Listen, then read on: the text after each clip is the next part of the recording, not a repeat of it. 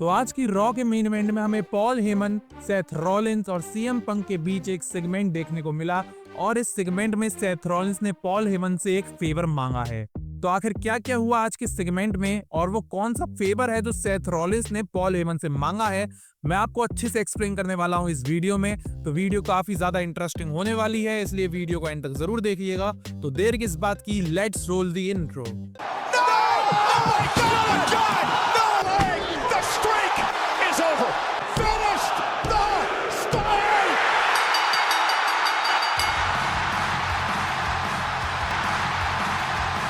तो रॉ के main event में पॉल हेमन आते हैं और पॉल हेमन आते ही आते सबसे पहले ये बोलते हैं कि मैं हमेशा वफादार रहूंगा अपने ट्राइबल चीफ रोमन रेंस का और मैं हमेशा वफादार रहूंगा मेरे बेस्ट फ्रेंड सीएम पंक का।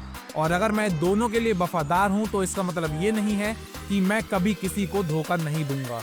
और भाई पॉल हेमन ये सब बोल ही रहे होते हैं, तभी सेथ फ्रिकिंग रॉलिंस की एंट्री हो जाती है रॉ पर। सेथ रॉलिंस सीधा रिंग में आते हैं और पॉल हेमन से बोलते हैं कि मेरा एक क्वेश्चन है जो कि इन सब लोगों का क्वेश्चन है, तुम किसकी साइड होने वाले हो पॉल?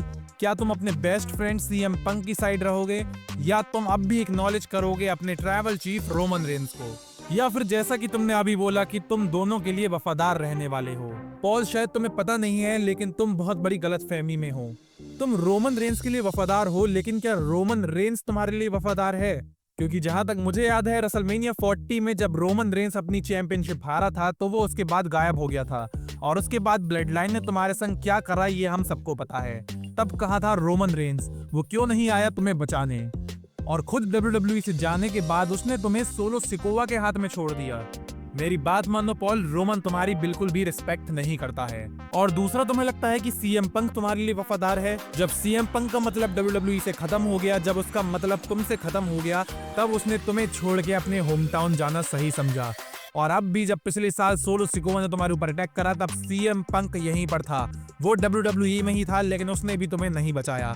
तो तुम इन दोनों के वफादार जरूर हो, लेकिन ये दोनों तुम्हारे लिए बिल्कुल वफादार नहीं है। और सीएम पंक किस फेवर के बारे में बात कर रहा है? सर्वाइवर सीरीज में उसे तुम लाए इसलिए? तो मैं तुम्हें बता दूं पॉल, सीएम पंक पहली चॉइस नहीं था सर्वाइवर सीरीज के लिए, पहली चॉइस मैं था। अगर मैं मना नहीं करता तो सीएम पंक कभी नहीं आता सर्वाइवर सीरीज में रोमन रेंस की मदद करने और ना ही उसका ये फेवर होता। और सीएम पंक भी तुम्हारे कहने पर सर्वाइवर सीरीज में इसलिए गया क्योंकि उसे तुमसे ये फेवर चाहिए था। उसने कभी रोमन रेंस की इज्जत नहीं करी, कभी तुम्हारी इज्जत नहीं करी।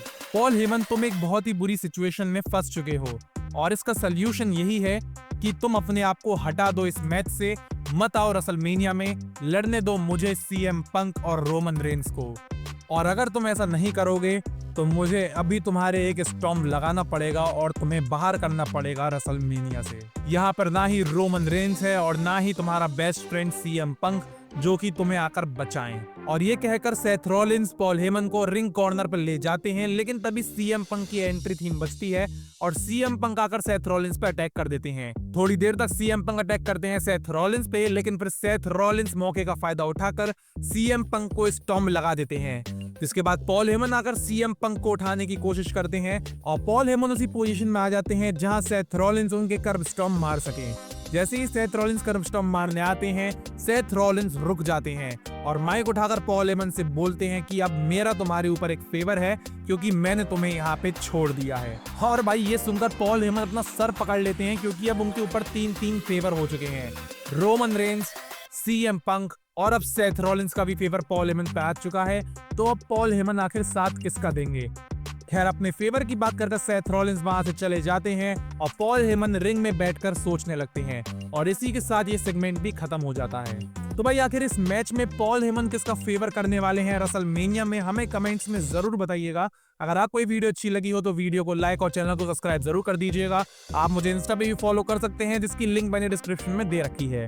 तो मिलते हैं नेक्स्ट वीडियो में। मेरा नाम है ऋषभ और आप देख रहे हैं रेसलिंग ब्रो।